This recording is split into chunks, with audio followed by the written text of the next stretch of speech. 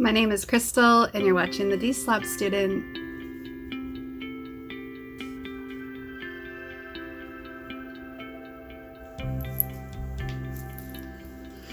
I'm in my Serenity storage unit.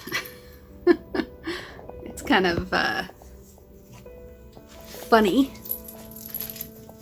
that I have this storage unit completely set up like a little scrapbooking, lounging, peaceful place where I have it looking like a little apartment. And I even have a little electric box that I bought off Amazon.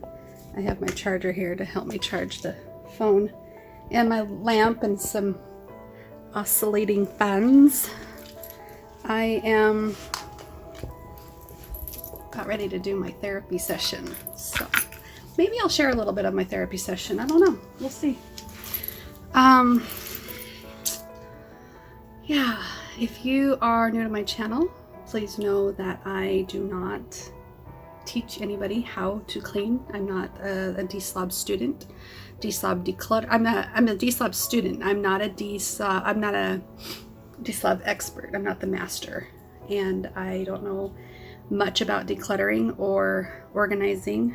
I am a hoarder in recovery.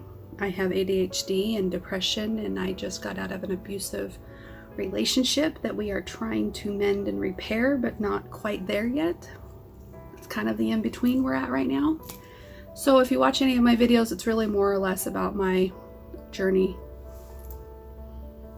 because I do think depression and situations, circumstances create a cluttered mind, create a cluttered home. One impacts the other impacts the other. It's all intertwined. So if you're anything like me, please comment below. If you relate to anything I'm sharing, please share back.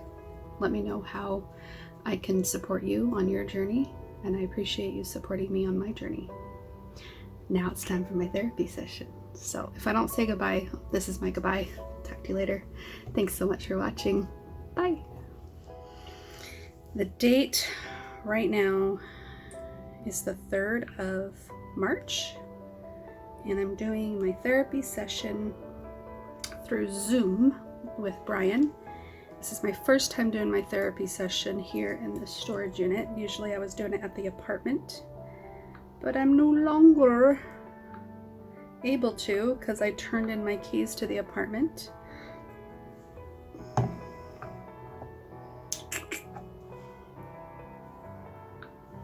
And yeah, now it's time to do the therapy session. And I didn't want to drive all the way to my mom's, and I didn't feel like I had really a lot of privacy at Jim's house. Didn't want to do it in my car.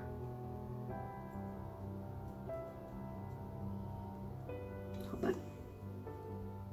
Hello. Hello. Can you hear me okay? Yeah, can you hear me okay? Yeah, I can. You cut out for a second there. I'm going to just do your check-in. Okay. So, and you're at home, right? Do you need to give me a new address? Yeah, I guess I could give you a new address. I'm technically not at home. Were you at your mom's? I'm in my storage unit. Oh, okay. So we can do do you have your mom's address? Yeah, you ready? Yeah. Okay, perfect. Do you have internet connection in your storage unit? No, I'm just using my data. Oh, okay. Okay. So how have things gone through this transition for you? I think I'm handling it rather well, but honestly, last week was kind of a meltdown at many points. I had many meltdowns, and then I recovered rather quickly, and then I'd have another meltdown like the next day or something. It was emotional to the point where I started considering medication again, and But I recognize that a lot of people go through a lot of stressful stuff during moving and the displacement, and especially when I don't know my future and I feel like I have to rely on others to help me with that can't be relied upon, you know? So. Yeah, it's not an easy time, right? It wasn't. I feel so much better right now. Good. I do kind of feel like more or less scattered with my inability to focus. I'm having a hard time retaining attention on much, and I think that's also normal that I go through sometimes, where I'm just kind of scatterbrained and You're probably in your head a little bit about the whole thing. I don't know. I honestly feel like I'm more dissociated in a zoned out, not thinking about anything sort of way. It's kind of like my brain's taking a rest and I'm not really thinking about much. Or I've got so many thoughts are fluttering by, I can't seem to catch one and stick with it very long, you know? Yeah, that makes sense. Like the joke that I remember reading, that's exactly not only what I do literally, but it's also very figurative of how my brain works, is it's like my brain is a web browser with a bunch of tabs open. I literally do that. I have my web browsers open, and I have so many tabs for all the different thoughts I have going on, all the different things I need to look up, or things I need to do, or ideas I had, or projects I was working on. And you look at my work computer or my home computer, and I've got at least 20 different tabs open at any given time, because I can't seem to stay with one thing until it's finished. Well, that's also part of the ADHD type of brain, you know. Yep. We do that. But you said you feel better now, right? I do feel better right this moment, and that's all I can talk about, because like this morning I was having such a hard time with too many thoughts, and I went to a supervisor and told her that if I took another phone call to take someone's payment again, it's like nails on a chalkboard for me. I'm so burnt out and just need something challenging to focus my brain on. The mundane is just too boring for me anymore. I feel like I'm not challenged enough in my position. So she gave me a project to work on, and I over-focused and hyper-focused and spent way too long on it, digging too much and being too detailed, and it took me way too long. But yeah, maybe that's why I feel better. Now I gave you something to distract yourself. Yeah. Well, you have a lot of things to do to distract yourself. You know, you have your journaling and your videos, and you know, you have that stuff to keep you distracted, which is good. Yeah. I also You've been doing that stuff? Yeah, I've been doing a lot of editing lately. I still like to do my editing because it doesn't just distract me, it also grounds me in a way, because I'm having to dig up videos that I've made recently, and I observe myself from a month ago, or like recently I was editing some videos because I had ran across a 2017 video that was extremely cathartic for me to listen to myself talk in 2017. I was reading a journal entry, and I can't believe how aware and on top of my situation I was, and I couldn't see what was coming, of course, but I was still aware enough to know what was wrong, and I also knew that I had the power. I also knew that I had the power to confront Jim in an honest way, not in a victim-like way, take back my power. He only treats me poorly because I allow it. I never stood my ground early enough in the relationship, so that's why it's scary to talk to him now. But when I think about it in like hindsight, recognizing that what I was talking about in 2017 is exactly what I'm doing now, is I'm taking back my power, and then I'm also opening space to have an honest conversation with Jim. Good. And one honest conversation I had with him yesterday, we went on a walk around the neighborhood, and when it was sunset, it was really beautiful. But I told him, I said, you know, I think we do really well when we don't have to talk about anything serious.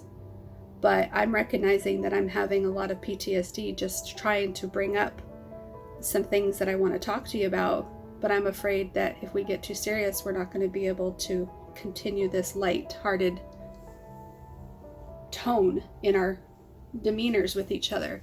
I think he gets nervous to talk about things, and I get nervous to talk about things, so then we don't talk about things and we can make it through another day. But that's not the kind of relationship I want. I don't want to walk on eggshells all the time. I want to be able to have honest conversations where neither of us are afraid of upsetting the other person, you know? Yeah, you want to have substance in the relationship. Right. Well, and I told my mom I'd pay her rent on the 1st of March, and yesterday was the 2nd, and I didn't have the money to do it because a bill, the car insurance that he was supposed to pay, came out of my bank account. And so I was upset that he didn't communicate that to me, that he didn't better plan, that he didn't better prepare. And then when I told him about it, he didn't apologize or try to make up for it or try to make a plan or anything. So it became my burden, especially because I didn't feel like bringing it up to him because I was too scared to talk to him about it. And so that was just one of the many subjects that I want to have a heart-to-heart with him about. And I just feel like I can't move forward with having a possible relationship with him if I'm still scared to talk to him. So we might be able to pretend or even just enjoy each other's company once in a while, but that doesn't mean we'll have a real long-lasting relationship, you know? Yeah, that's true. And we've already kind of explored the idea that he may not be capable of having that kind of relationship. Right. Well, and maybe not now. I mean, I'm not going as far as saying he never will be able to, but... And I cannot imagine, I could not imagine in 2017 or even a year ago at this time that he could have made this many strides that he's made so far. So I can't say that he's improved 1,000%, but he's improved enough for me to be willing. Yeah. I'm willing to at least try to have dinners with him almost every night and hang out with him sometimes. And it's been interesting to like let down my guard a little and just see what he can bring to the table, you know? I think it's all about what what you are willing to accept, right? And that has to do with how you view yourself, I think, right? Yeah. So, like, we've talked about what you deserve, right? The value that you have, what you're not willing to put up with. And I have a feeling if Jim treated you with love and kindness and respect, you would probably be a little bit more willing to settle for some of his deficits as far as the substance and maybe the deep, kind of empathy that he wants. I honestly have also learned that by relying on him or anybody to fill that empathy and that need for connection, by relying on anybody to fill those needs for me, it always kept me looking outwardly and not checking in with myself and validating myself. So I'm glad that I've learned that much enough to, I was actually, something came up, like, you know how Facebook does a reminder that says this was a year ago today? Something like that. It does reminders. I was shocked to see, I remember what it was. It was the day after my birthday, and my mom was supposed to come back to help me finish painting that bedroom. And because she hadn't come back, wow, that was like 2 years ago. But because she hadn't come back to help me finish that bedroom, she decided to drink instead. I felt so very abandoned and disappointed, and I was catastrophizing what that meant about me and my mom, and what that meant about my mom, and what that meant about so much, that I noticed that I still have a lot of those same sort of feelings that come up for me, but I could recognize that I'm not as dramatic about it these days. Do you know what I mean? Like I'm able to ease it better, find the middle ground a little better. Yeah. Yeah, can you hear me okay? Yeah, are you having a hard time hearing me? Yeah, you keep cutting down a little bit. I mean, I heard everything you said, but you start sounding kind of like a robot. I adjusted it to this angle. Maybe that's better. I don't know. Yeah, I can hear you fine now. Okay, so it's that other corner that's probably not a good corner. Did you see my room and my twinkly lights? Yeah, I can see. It's really nice, actually. It's nice. Yeah, I like that. So I have my chair, and I have my twinkly lights, and then I got the lamp connected to the electric box and the fan going, and then I can also charge my phone if I needed to, and then I got my vision board that reminds me to stay grounded and not float up too high, into idealization. And then I have all these little bins full of like scrapbooking photos and stuff like that, so when I want to work on Matthew's, I just pull the blue one, or with Brooklyn's, I'll pull the purple one, and then I can shove it back in there and it doesn't look too messy. And then I have my scrapbooks all in a shelf. I know. And then I also have the rug on the ground too, with my ottoman, so I can lay and relax. Wow. Oh, and then I also have the table, so if I wanted a scrapbook, and I have, decorations. Is it comfortable in there? Yeah. It's nice. So it's I paid a little extra for the what do you call it? Climate control? Yeah, climate control. So it never gets above 80 degrees, and of course that's still not the best, but at least I got my fan and it's pretty cool right now. Good. Good. So what you were saying about your mom and how you were, catastrophizing that situation. I think working your way back to the middle, like you said, has to do with depersonalizing it as much as possible. Right, and recognizing that her choices are not a reflection of who I am. Exactly. Right, that's what I mean. Like, right. Her choices are her choices. You're not responsible to have her make different choices. She doesn't make those choices because of you. Mm-hmm. She makes those choices because of her.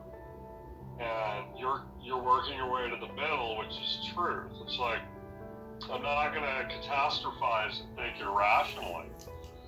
Because then if I'm thinking irrationally, I'm making decisions based on lies, right? Right.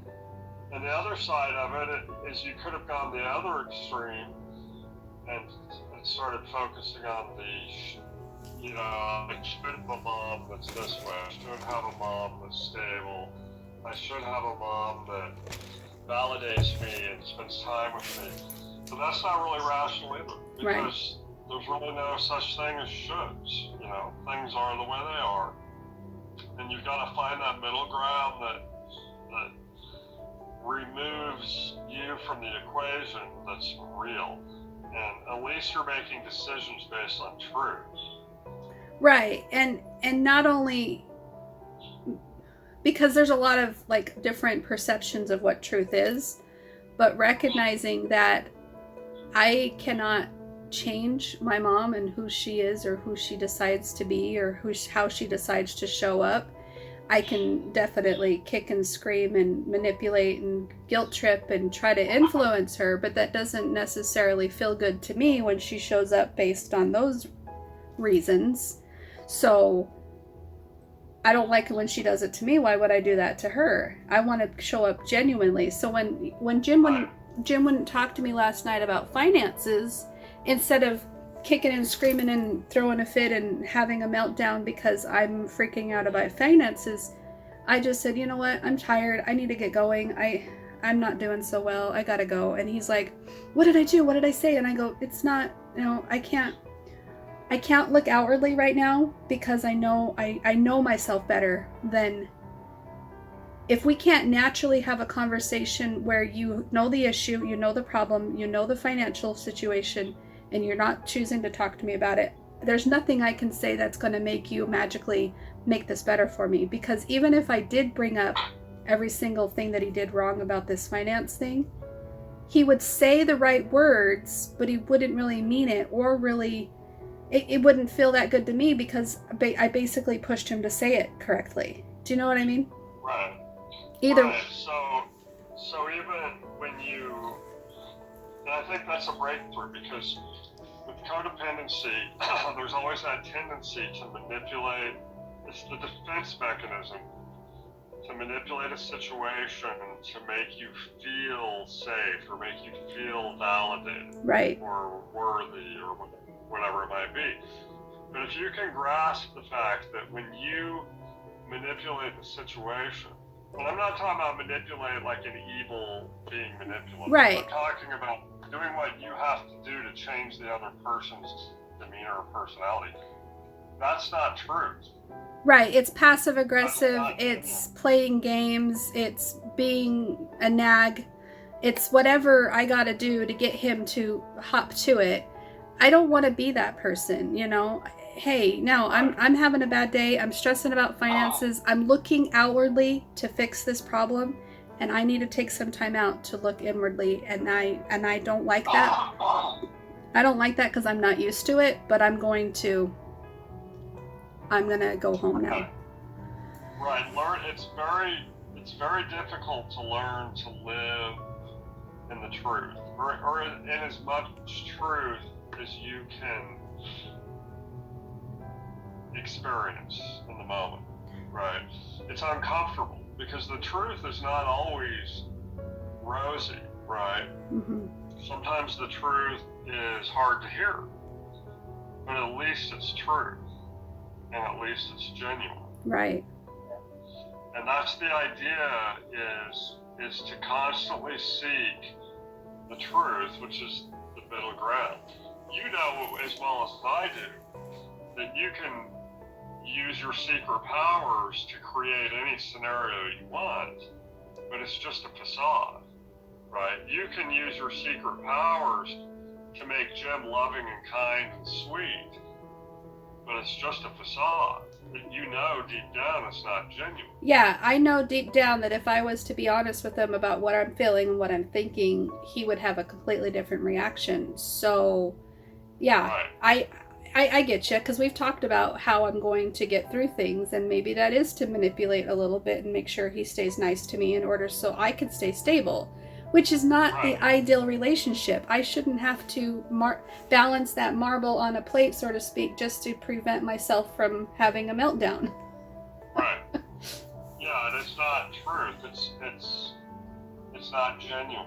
Right. It may keep you safe for the moment, but it's just kicking the can down the road. That's what so many therapists have said that. How many days are you going to keep kicking that can down the road?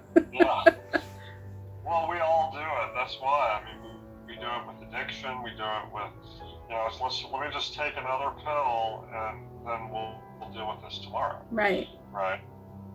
Let me just put this bill on this credit card and then we'll deal with it next month. Right. It's the quick, easy fix. You've become accustomed to the quick, easy fixes, and now you're going through a process where you're committing to not do that as much as possible. And whatever the truth happens to be is what it's going to be, and it may be ugly, but at least it's true. Right. and see it for what it is. If you want different results, you gotta do something different patterns. You can't keep going back to the same old and expecting your life to change. Right. Yeah. So the more, like, the idea behind this is you leaving it alone and allowing Jim to be who he's going to be. Might be scary, it might feel unsafe, it might be uncomfortable, but you're forcing him to reveal the truth of who he really is. And myself. And yourself. Yeah, and like to get to his truth, even if it's an ugly truth, you have to be who you are, and you have to be truthful. You can't be something you're not. Right. And every time I show up as somebody that I'm not, and I don't really recognize I'm doing it when I do it, but I recognize it more of like a protective mechanism. And when I show up that way, he reads into it completely falsely from what I truly am, because he doesn't know who I truly am, because I'm putting up that shield from him getting to really know me. Yeah, we all do that, and like especially in new relationships. Yeah, I definitely recognize what you're saying, and I think that Jim and I talked about Pavlov's law this morning, about how I was rewarded in the beginning of our relationship to keep that facade up. I got the best attention, I got the best version of him. He felt the most relaxed around me as long as I was performing to his liking. And then we fall apart over and over. We go back and forth. We're trying to figure all this out. And now as I come to him in my moment of need, having to move out, feeling displaced, feeling unsure, feeling incapable, he comes in again, and he comes in to save me. And he knows that this is what I long for, is to someone to save me, and I want someone to save. This is our codependent nature. And then we get to this point in our conversation this morning, and I told him over and over all week, I said, how come you only love me when I'm sad? How come you don't love me when I'm happy? How come you don't love me when I'm strong? How come you don't love me when I'm confident? He's like, what are you talking about? I love you. He didn't get it. Finally this morning I said, I recognize that I exaggerate when I'm feeling low because I get more love from you. Right. And I hide when I'm feeling confident because I notice he feels threatened by it. So I'm trying to be myself around him, like at the movie theater in line, and he makes a comment about me standing too close to someone on Valentine's Day. Like when I'm trying to make decisions about where to park or what roads to drive down when I'm driving, and he'll make these sly comments that's supposed to like rock my security on my it gives me self-doubt, right? And I'm just like, I don't like this feeling. I don't like how he tries to make me doubt myself.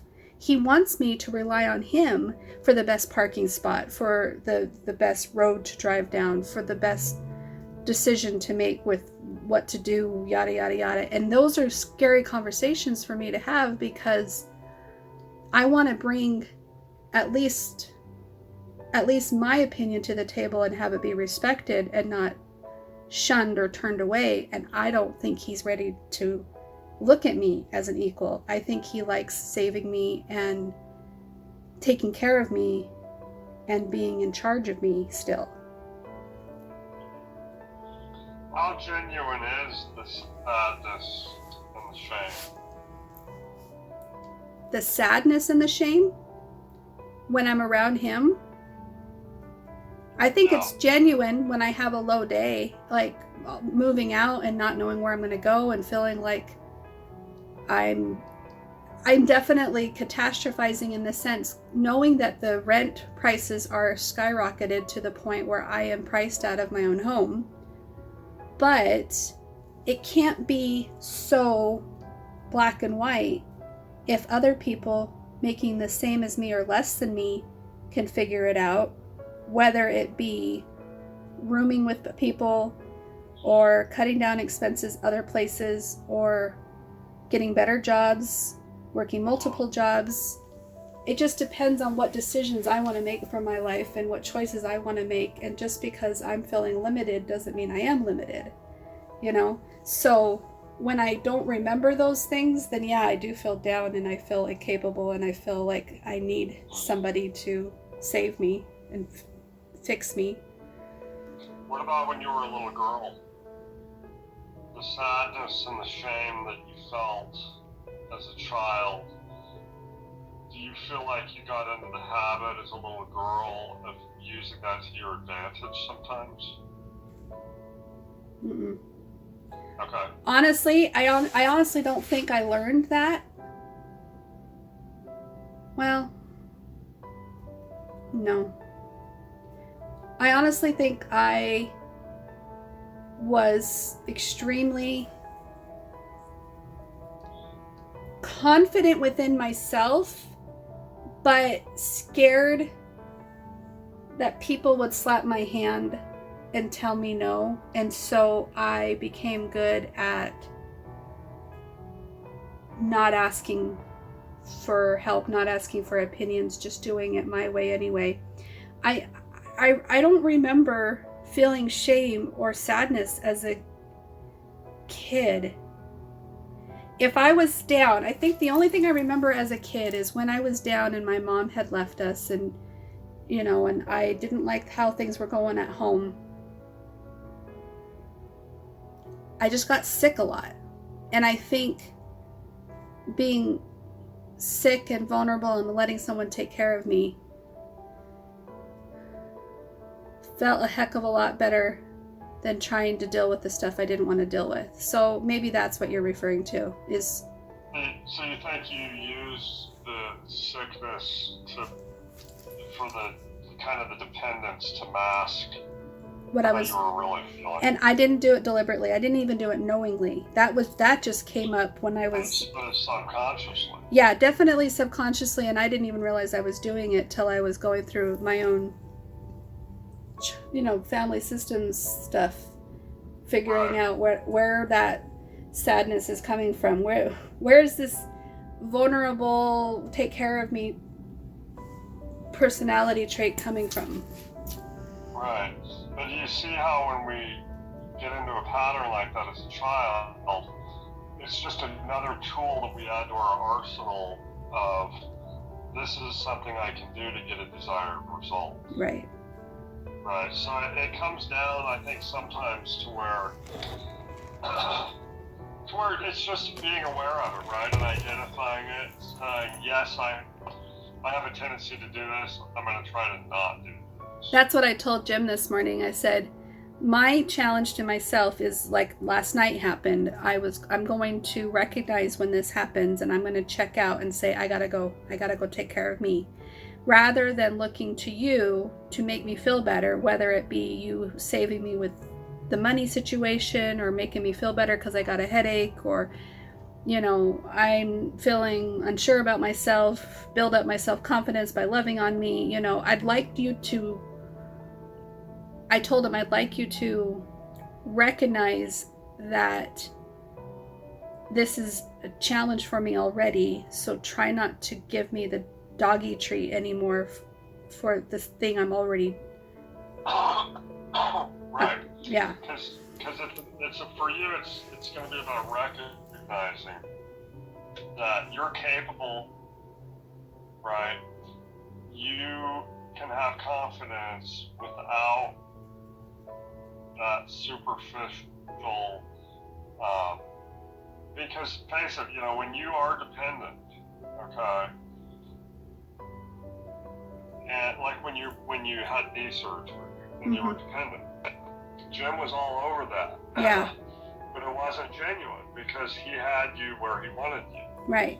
Right? And it was nice for you too, because you're receiving what you needed at that time. Right. And then when I was ready to stand on my own and go to a friend's dance recital or go to the post office, I wasn't as vulnerable, and that didn't meet what he wanted from me.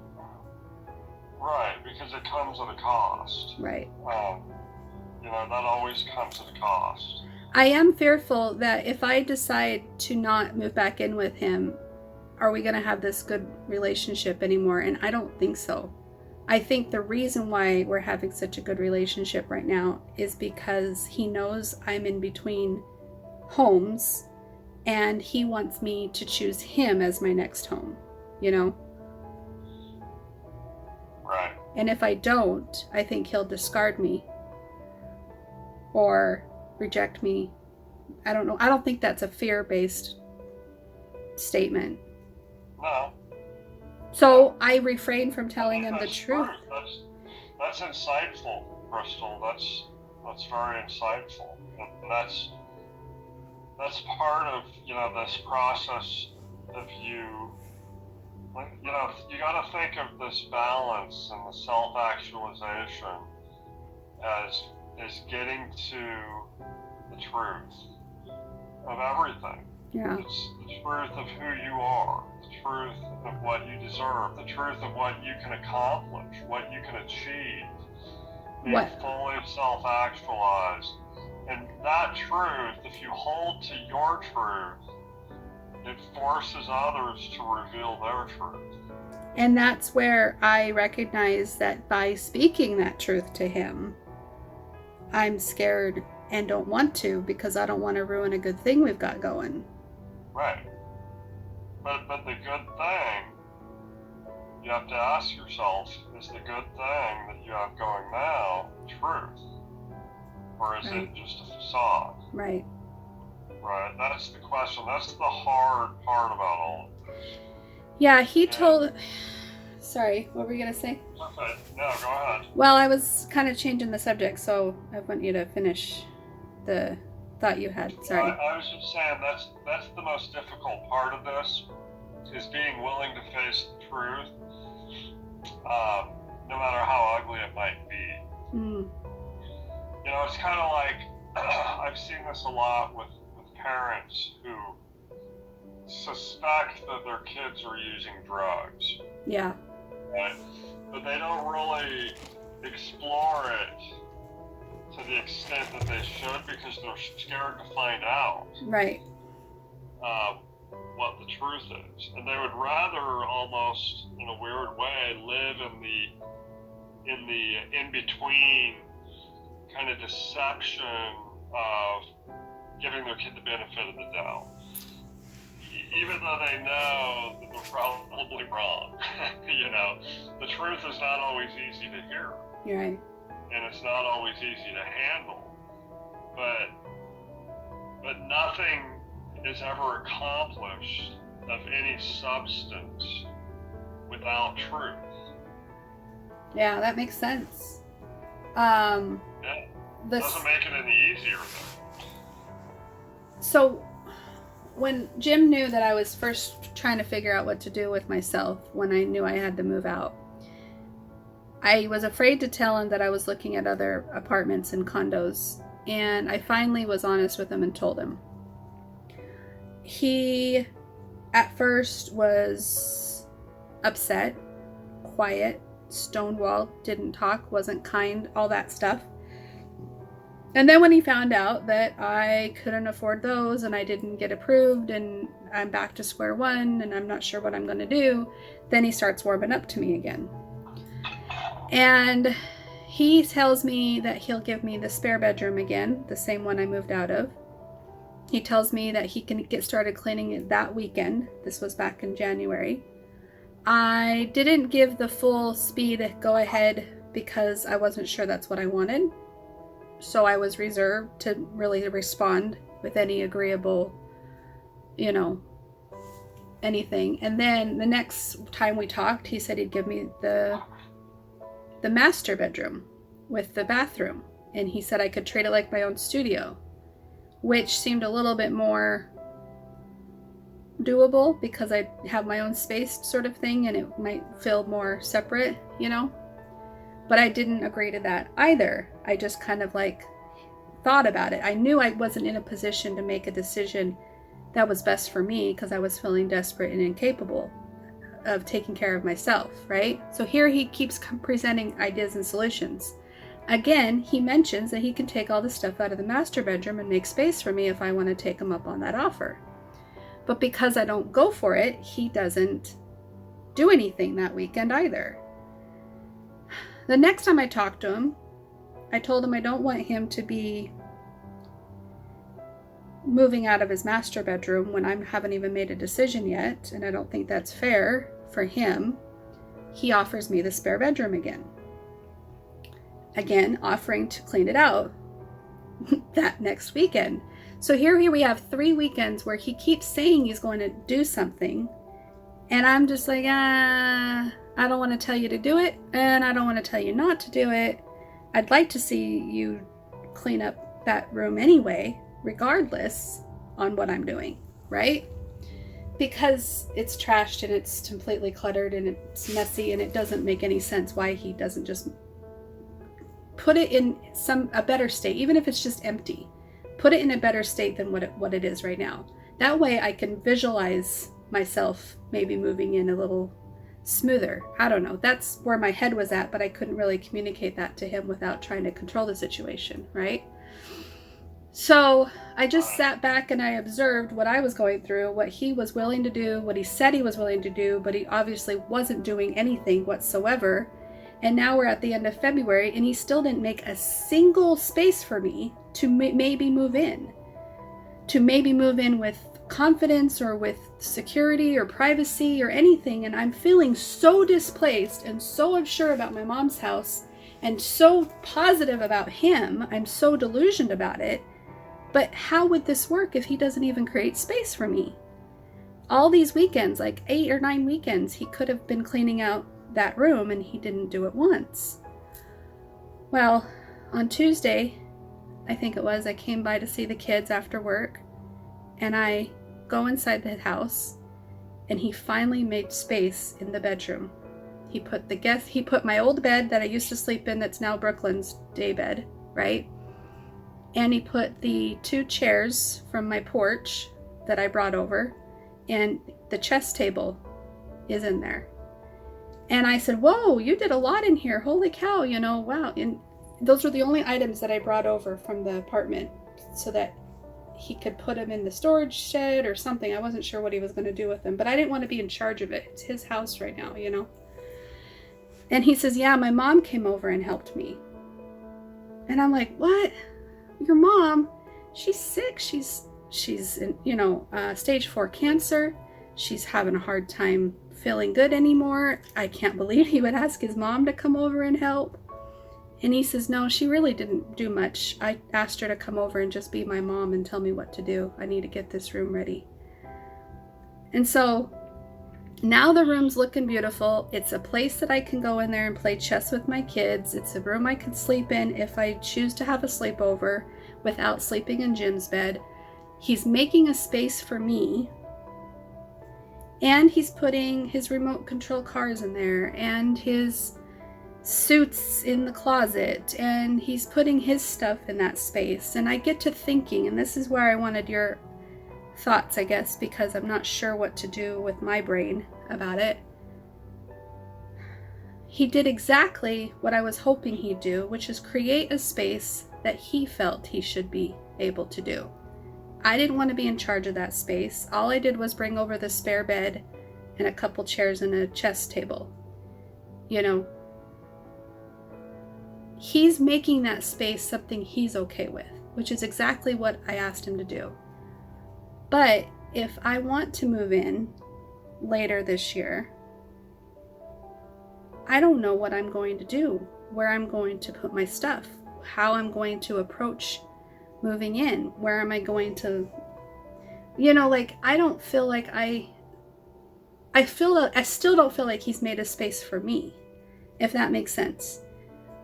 Because if he makes a space for me, I've got to have a space for my stuff, for my scrapbooking things, for my computer, and I just feel like, in my opinion, it doesn't feel, I told you about the empty storage unit idea, an empty house idea of us moving into an empty house together so it feels equal. Yeah. And he didn't like that idea because it would require him to do too much with his stuff. And that doesn't feel good, to be invited to move back to a home that I left, but yet I don't even have a space to put my things. So what do I do? I don't know if I should talk to him about it, or if I should just wait till June, or just start putting my brain on a different path. Because the last couple of months I've been trying to wrap my head around maybe moving back in with him, waiting to see what he would do with this spare room. Would he empty it so I could move in? Would he? I don't know. I feel like you can tell that's my only anxiety that I'm having right now, is just feeling like I'm not sure about him. I'm not sure about us. I want to be with my kids. I want to have security in my home again, where I feel like I'm not stressing for rent money, but I don't think this is the best solution for me if I don't even have space for me to be me. Yeah.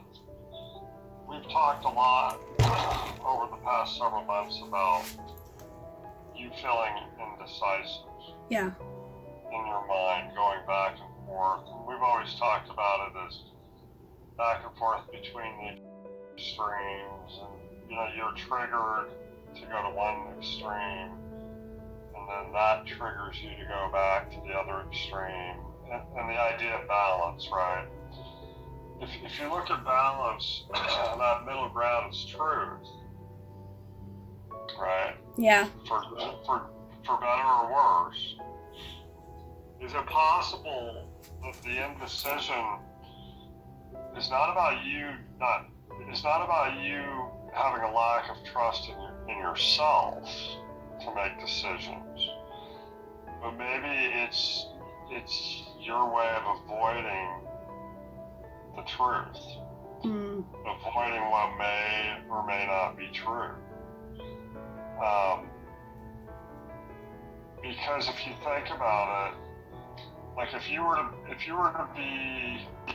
tap into your own truth and be, like we've talked about this, unapologetically, wholeheartedly crystal, who you are, what you deserve, how you deserve to be treated, confidence, insight, and you were to make firm decisions based on your perspective of yourself and what you know about the situation. My core values, my crystal constitution. Yeah, right, all of that stuff. If you were to do that, the danger is that you're going to finally find the truth. It may be great, the truth may not be so great, but it's scary. It's scary to discover truth, especially when we're so used to living in, I don't want to say fantasy, but I want to say in alter realities of... Yeah, I've been trying to fit the mold that I want to work out for me. Right, but you understand what I'm saying. Yeah. Right? Like, the truth is not always easy. Right. But at least it's true. Right? At least you have a clear understanding of what's what in those situations. Right. And I think sometimes with Jim, you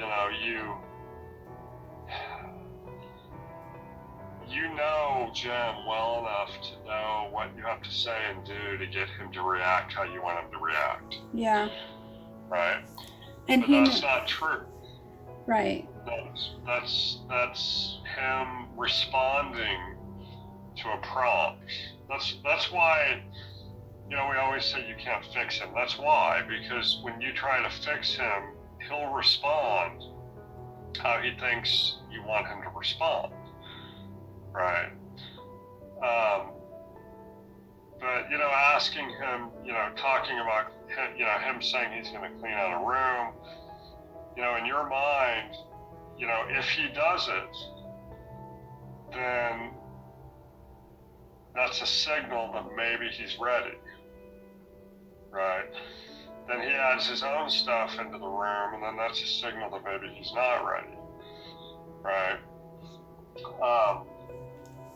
And then you're back and forth, kind of, I don't know. It's not really questioning yourself, because you know who you are. Well, it's right? also, yeah, it's also not the outward that I need to be paying attention to. It's, well, yeah, it's you. It's the inward. It's the core values of who Crystal is and what Crystal deserves and what Crystal expects. It's not based on what he does or doesn't do. right. You know, if he does it, he does it. If he doesn't, he doesn't. But if he does it, it has to be genuine. It can't be prompted. And even if he right? did it, what would my truth response be? Even if he acted perfect and said all the right things, and even if we emptied the house and I got exactly what I wanted, that I said I wanted, would that still help me feel the way I need to feel in my truth? Or am I just trying to cover it up again with all these negotiations? I don't know, but the bottom line is you have to trust yourself. Right. Regardless of what he does or says or how he acts, you have to trust your own initial instincts. Because the one thing I know for sure, and I'm not trying to schmooze you or validate you, but the one thing I know for sure is that you're extremely insightful, and you know the dynamics of everything that's going on, more so than anyone I've ever seen in therapy. The problem is you're not trusting what you know. And I think the reason you're not trusting it is because you don't want to know the truth. I could see that. I mean, and I'm not saying the truth will be bad. The truth is mysterious, and that's what makes it scary. Yeah, it's the unknown. People hate the unknown. They fear the unknown. Sure. They avoid the unknown instead of walking through it. Yeah. And when I'm feeling low and incapable, I cannot remember a single thing that I know. And I have watched so many of my video journals in this last week to try to remember me. Does that make sense? Yeah. Like, when I see you on a week-to-week basis, it's easy for me to tap in because it's a language and a conversation that we can have that I feel like I am safe to be myself. Yeah. But when I'm around Jim, I seriously feel like I'm going into like this black hole that sucks me in to make me doubt myself. Right. And that scares me that I can get so close to him, knowing who I am as I go in, and then the longer and more time I spend with him, I forget who I am, I doubt myself, I feel incapable, and it wasn't even so much him, it's just I start adapting. I think it's the chameleon effect. I don't know what it is, you know? Well, I think it's because you know if you're your capable self, I'm not safe with him. You're not safe because the truth is going to be revealed. Right. Sometimes, I'm telling you, Crystal, sometimes it feels better to live in the fantasy, and even if it's deceptive, it feels better than the truth. That's true. But the problem with that is it's never genuine, and you are an individual that has to have genuine substance. Right. And empathy. That's what you're lacking in your life. That's why life sometimes seems unfulfilling, because it's not genuine. Right? And it's possible that you've created a situation that has stripped all the genuineness out of your life because you've opted for the easier fantasy or deception or whatever, whatever. I'm not being critical. No, but honestly though, when I recognized myself falling into this trap, long before we got married, I made a deliberate decision to keep going with the facade, knowing that it was too hard to get out, knowing it would do too much damage and too much everything. Like that 6-year-old stepson of mine, I didn't want to hurt him. I didn't want to seem like my mother. I didn't want Jim to feel victimized by me and my actions like his ex did to him. Like, I didn't want to be part of that bad story. And so I think that's the truth, that I am fearful of being the bad guy. So I will pretend to be the good guy. Yeah, that's probably one of the pieces that comes all the way back from childhood. Yeah, my mom was always the bad guy. Right, but until we know the truth, we're always going to be in limbo. Right? Our life is all, in that situation I explained to you, we were in a holding pattern, like a purgatory of just waiting to find out and knowing it wasn't true, and maybe it is, but we weren't willing to explore it any further because we weren't willing to accept the loss of it being all a facade. Right, and the fear of the confrontation and what that means for the band. Right, Well, finally, it got to a point where he revealed his cards, and we realized that he was a liar, and it sucked. And we went through several days of depression. But then but you know what? After that, we could get up and accept it and move on. Right? Right. But we would never have been able to move on until we found out the truth. And I think that's the key with you is just the truth is the truth. The truth. And I know your answer to my question is going to be only I know the truth, blah, blah, blah, blah, blah. But I want your honest opinion. Is there a seed of truth that you are noticing in me in the last couple of years almost that I'm not willing to reveal to myself? The truth about yourself? Yeah. What do you think I'm not? I want to know what I'm avoiding. If I am avoiding something, I'm ready to hear it. Wow, that's a loaded question. Well, I guess it's more or less like I feel you're. Okay, here's what I think. Okay. I think you're stronger than you believe you are. I think you're more valuable than you believe you are. I think you're more insightful than you believe you are. And I think that you sometimes sacrifice those things in order to get validation and to feel safe and comfortable. And I think that's part of the problem, is that you're rejecting yourself in order to fit into a mold that he wants you to be in. Yeah. And I think if you were honest with yourself and you celebrated those qualities and you were confident and insightful and, like we always say, unapologetically, this is who I am, this is what I'm going to be, I think deep down, you know that the relationship would fall apart. Yeah. And you would feel unsafe.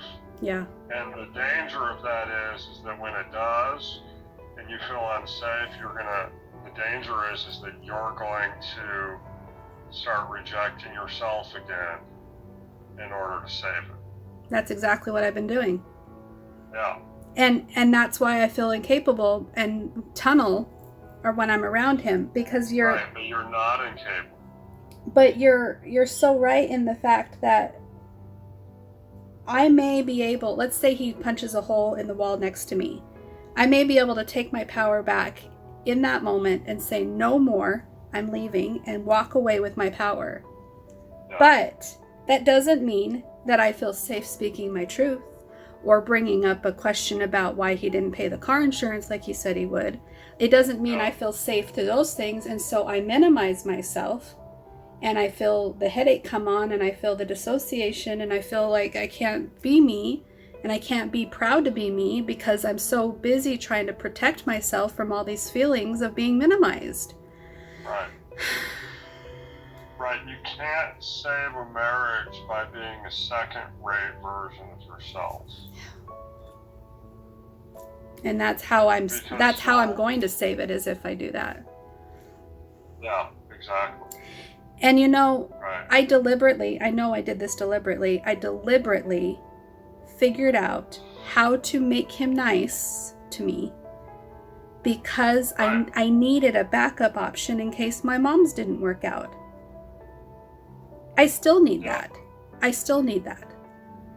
So my goal now, I'm starting to realize that I have more choices than just my mom or Jim. I need to figure out how to make more money. I need to figure out how to pay rent on my own. I need to figure out how, if I'm going to go back to school, how I'm going to do it and still earn a living.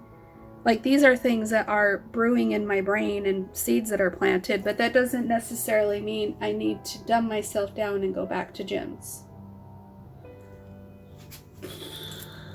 Right, and the more you celebrate who you really are and the strengths that you have,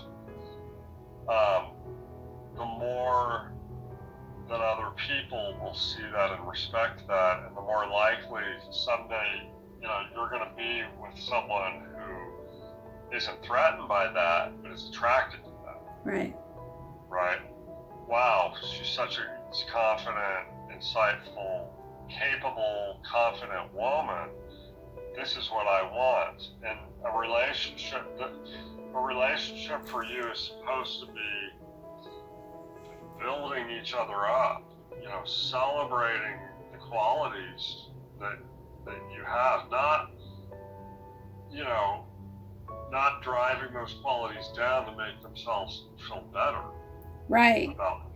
Or to make them feel safe, or to make them, And then I've got this scared part of me that doesn't want to deny Jim that opportunity of just experiencing me. I just need to start being unapologetically me, whether he's around or not, and just let the chips fall where they may, because he might be attracted to that part of me, and I've been the one scared of losing him. Yeah, I don't know. Possible, but don't question yourself any longer. Yeah, I know. I just need to I need to have experience so that it's not just something I know, it's something I'm practicing and getting better and better at. Yes. Sorry, we went way over. That's okay. That's okay. I enjoy talking to you. I enjoyed these sessions. Thank you. I appreciate that. I enjoy these sessions as well. My Mormon missionary girls told me they're not coming over anymore because I moved out of their area. And that just made me feel so abandoned and broken. I'm like, ah! Believe me, more will come around. Oh, these girls were so great. I couldn't have moved. Like, they were helping me get rid of things and making me feel better, and they planned this whole beautiful storage unit with me because I was feeling like I was going to lose my space, and they helped me because I have the other half of this unit with all my stuff in it, and it's separated by a wall and another door, so it just feels really good to be here and not at my mom's or at Jim's. I have my own private space, That's nice. All right, well, I'll talk to you in a week. Okay, sounds good. Thank you so much. All right, you got it. Good to see you. You too, thanks. Bye-bye. Bye-bye. Gosh, I love my therapist. I'd never thought I could love a man without having like a sexual attraction to him. He's married, I'm married. I'm not looking for a relationship, but I really do appreciate him and the person he is and the way he lifts me up. He influences me to see the version of me that I fail to see over and over again. And I'm so glad that I have little moments like this to myself, where I'm video journaling to myself. And once in a while, I'll throw a private little video up on a little secret cleaning channel that I made years ago that I don't share with anybody. I don't tell any friends about it. I don't tell any family about it. The only person in my life that knows about it is a friend that I met. Is a friend that I met on the cleaning channel, Purple Linda, which is funny. She just messaged me right now. Life is better with friends. And she sent me a picture of a friend's greeting card, it looks like, on a couch. That's so cute. Thank you, Melinda. You're gonna love this video. You're gonna be like, I was sending her that the same moment. I seriously met Melinda on my blog, because she has a blog as well. It's the Purple Slob. And so we were both trying to deslob our lives, and so we related to each other in that way. And she has been following me as my #1 fan for years, and then she's also been so very supportive and loving and caring and concerned, and she talks to me almost every day. And we have never even met. She lives in Florida and I'm in Arizona. And she, at one time, we talked like she was like an older sister, but at me having all these mom issues, I told her she was more like my mom, the mom I've never had. She was more concerned about my well-being and got to know me like my own mom should, whatever. She's been more like a mother to me than my own mom has been. So thank you, Melinda. I love you. I wish I can drive out there, fly out there one of these days and come meet you. It would be so awesome. I should totally plan a trip. It'd be so fun. Anyways, I'm glad that Brian is such a good therapist for me, and I'm glad that he enjoys talking to me too, because I've not had that with any other therapist. That I've come so far in my journey to be able to speak from an accountability point of view instead of a woe is me, I'm the victim, I'm tired of my life, all these people in my life suck. I'm sure therapists hear that all day long, but when I can come to the table and address my issues and complain about other people, I can work through things live with him, and I make progress every week. I am making so much progress with these butterfly wings, and I'm loving my space. Isn't it so cute? It's so cute in my space. I'm just loving it. So anyways, I just wanted to, just wanted to say thank you for watching. Thank you for being here. Thank you for being part of my world, my secret little world that nobody knows about. Nobody else watches these videos. And if you do know me on a personal level, like in my life day to day, comment, let me know, because I feel like I have this huge secret that I don't dare tell anybody. Anyways, I will talk to you later. Thanks again so much for your support. Bye.